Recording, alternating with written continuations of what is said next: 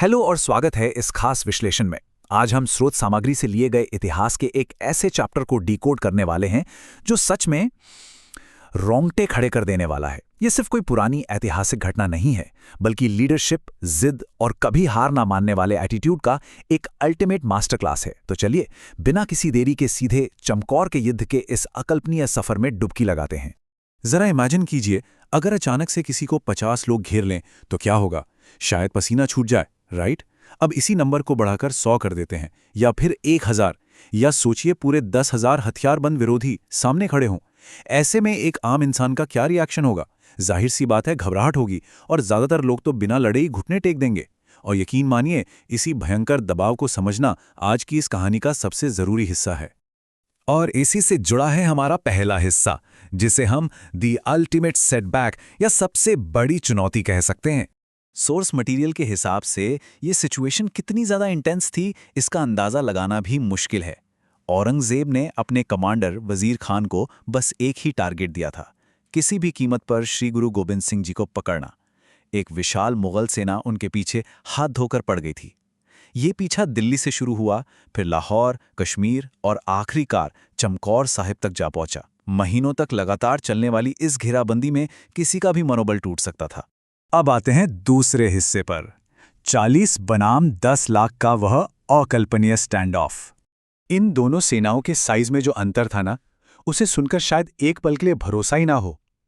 एक तरफ थी चमकौर साहब की एक छोटी सी कच्ची घड़ी, यानी एक हवेली, जिसके अंदर सिर्फ 40 सिख योद्धा मौजूद थे। और दूसरी तरफ उस हवेली को चारों तरफ से घेर कर खड़ी मुगल सैनिकों की एक अंतहीन फौज। और ये फौज कितनी बड़ी थी? 1 मिलियन, यानी पूरे 10 लाख सैनिक। जी हां, आपने बिल्कुल सही सुना। ये कोई मनगढ़ंत कहानी नहीं, बल्कि एक ऐतिहासिक सच है। उन महज 40 लोगों को 10 लाख सैनिकों ने घेर रखा था। जरा सोचिए, 10 लाख, ये एक ऐसा नंबर है जिसे देखकर दुनिया की बड़ी से बड़ी सेना भी खौफ से हथियार डाल दे। लेकिन असली गेम चेंजर तो खालसा पंथ की फिलॉसफी थी। उनके लिए गिव अप करना या हार मानना कोई ऑप्शन था ही नहीं। मतलब अपनी आखिरी सांस तक डटे रहना है, पीछे नहीं हटना है।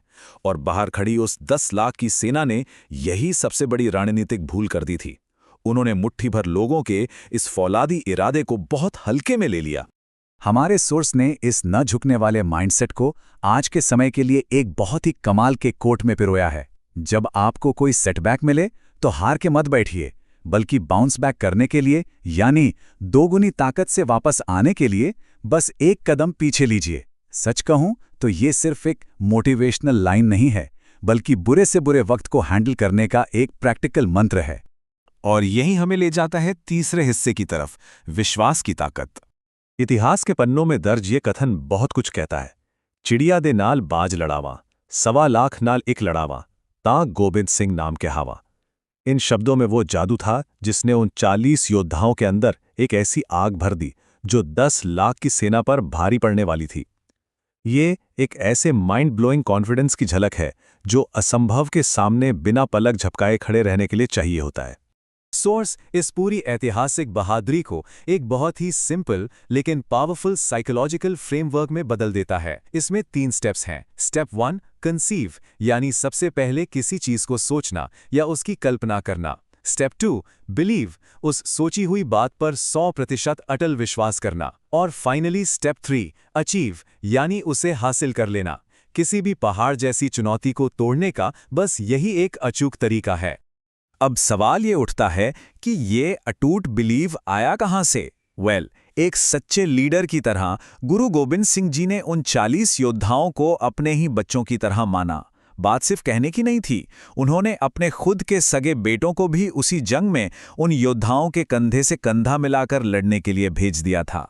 इस लेवल का इमोशनल बॉन्ड और अपना सब कुछ कुर्बान कर देने की इस भावना ने ही उस छोटे से ग्रुप के बिलीव को एकदम अनब्रेकेबल बना दिया था।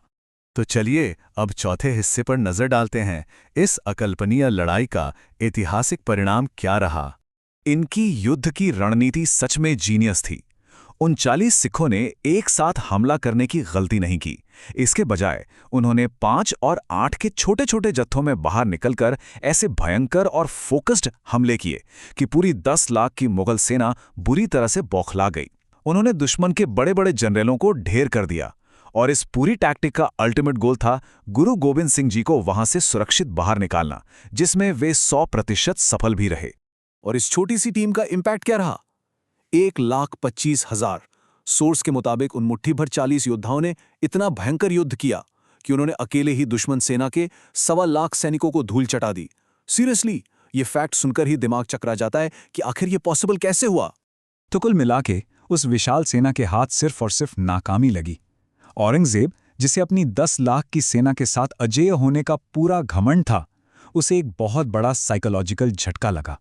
गुरु गोबिंद सिंह जी का उस चक्रव्यूह से सुरक्षित निकल जाना, उस विशाल सेना के आकार और उनके भारी भरकम हथियारों के मुंह पर सच में एक बहुत बड़ा तमाचा था।